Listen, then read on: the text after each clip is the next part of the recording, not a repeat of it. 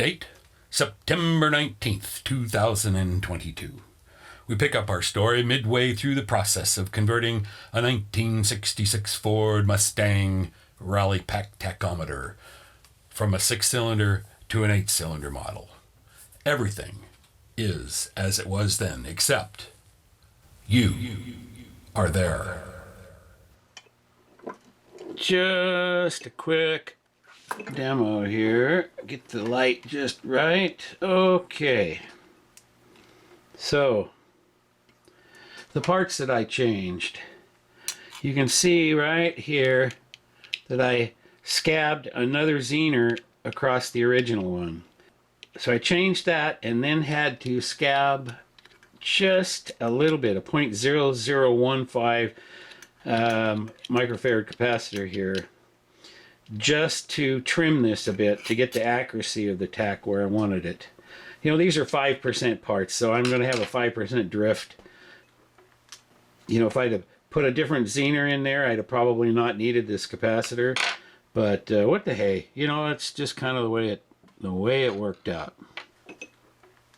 You can see that this Tach has a different way of coloring the light, the internal light, with this hunk of Roscoline or some such colored plastic.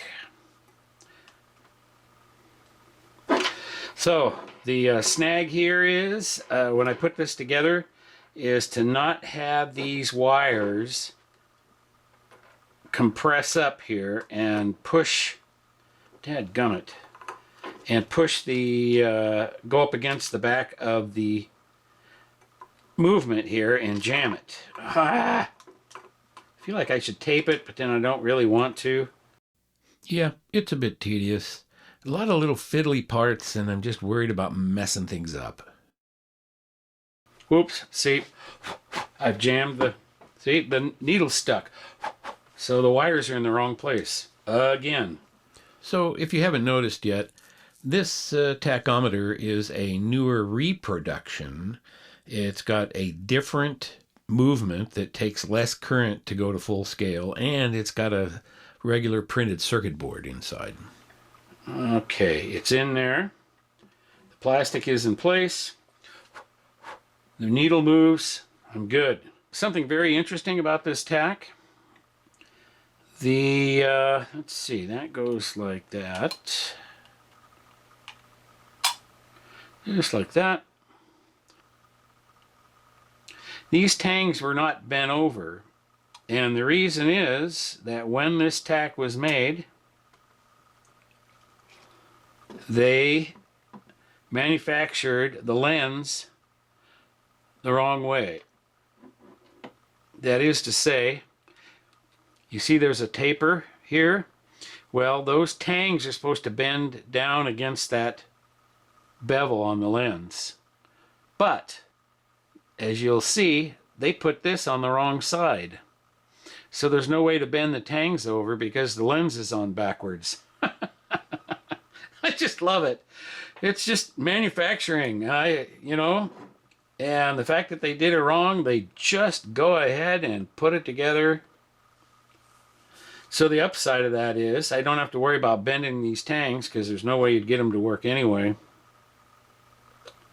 The downside is it doesn't hold all the parts together while I am assembling.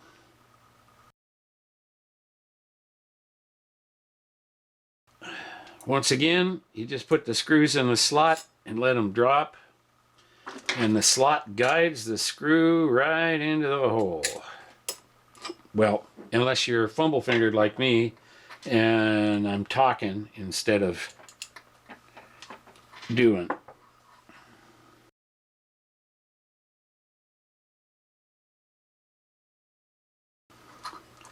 One of the other differences about this Tach was that the internals were riveted. And because of that, as soon as these screws were tightened, it just pulled the rivets. And so the whole unit was not very tight on the inside. And I just cut off those rivets to take it apart. And I got some number 6 screws. and some nuts, and you can see I had to grind them to get enough room on the bracket.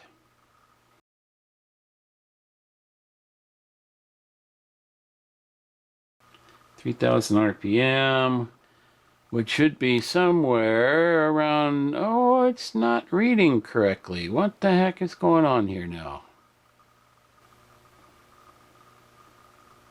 And something's bumping up against the movement when it gets over towards 8,000 RPM. So, yep, I'm going to have to figure out what's going on there. And nothing pleases me more than doing a job over and over. Now we're going to run it again and see what the RPM is. Okay, let's get it up to 200.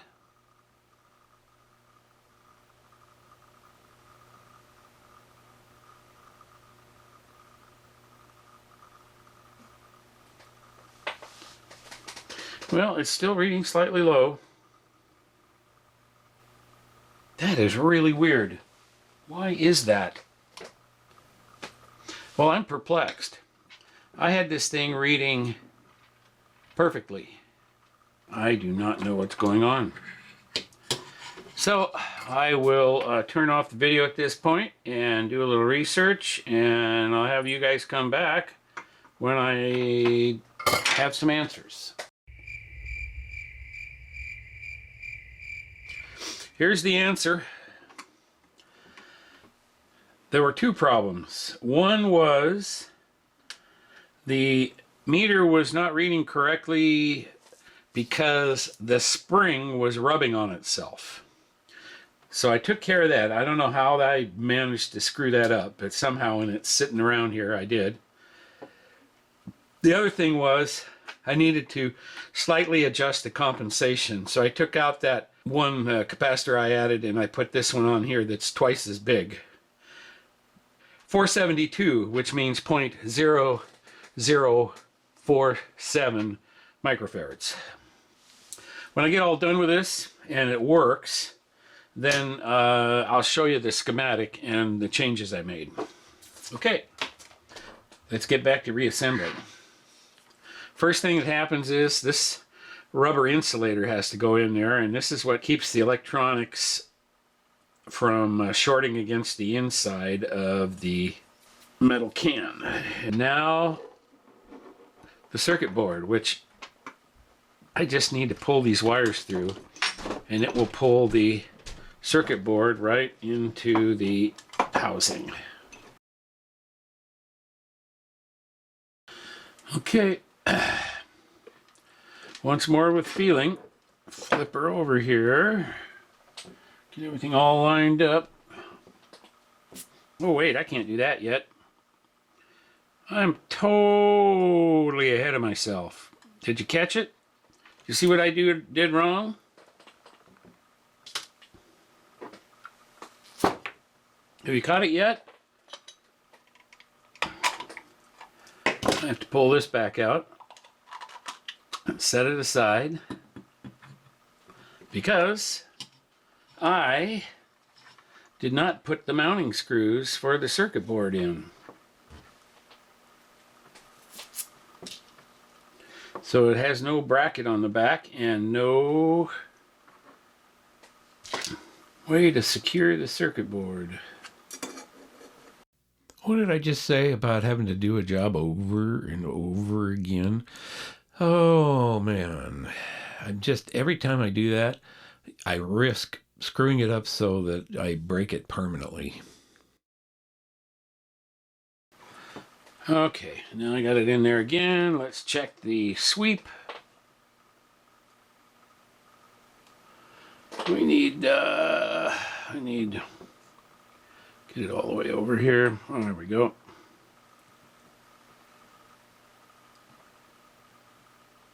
Yep, that's 533, which is 8,000 hertz or 8,000 RPM, and it's right on the money. So it's still working. Let's get it together again. And each time I do this, I have to check that lens to make sure that I haven't put any fingerprints on it.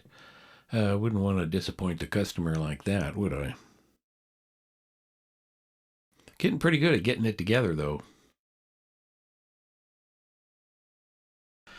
Checking again. Oops, I lost something. I lost one of my connectors here. Where's my connector? That one's still hooked up.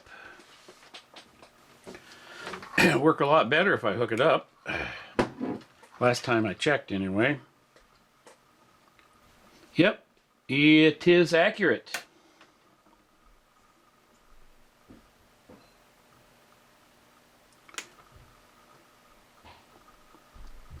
$2,133.4.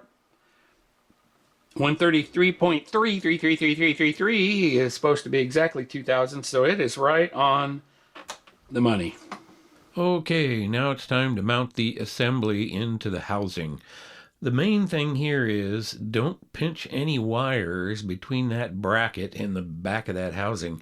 You pinch the tack wires, the motor won't run and you'll burn up some wiring. If you pinch the illumination wire, then of course you'll blow the fuse for the instrument panel lights. One last check before I send it down the road. There it is, 200 hertz and 3,000 RPM, right on the money. Okay.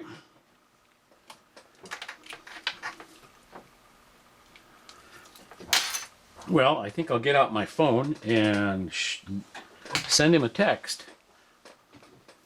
It is now calibrated. So let me get my get a schematic going, and I will show you what changes I made. It's all boxed up, ready to go. And here is the circuit diagram. So what I did was I scabbed a 0.0047 microfarad cap around their 0.1 here.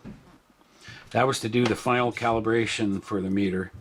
And I ended up using a 6.8 volt Zener. Just scabbed it over the original one, so all you got to do is remove it to turn it back into a 6-cylinder Tach. But that's those were the two mods to make it work. Now, just keep in mind that this 6.8 volt Zener, according to my scope, is actually running 7 volts. So it's within the error of Zener diodes. So every one's going to have a slightly different voltage, which would require a slightly different cap here to compensate in order to get the meter to read right. But that's it. That is the schematic. I suppose somehow I'll have to make these schematics of these Tachs available online for people to see. So with a few parts and determination here at Don's Manufactory, a legacy Rally-Pac begins anew. What kind of a day was it?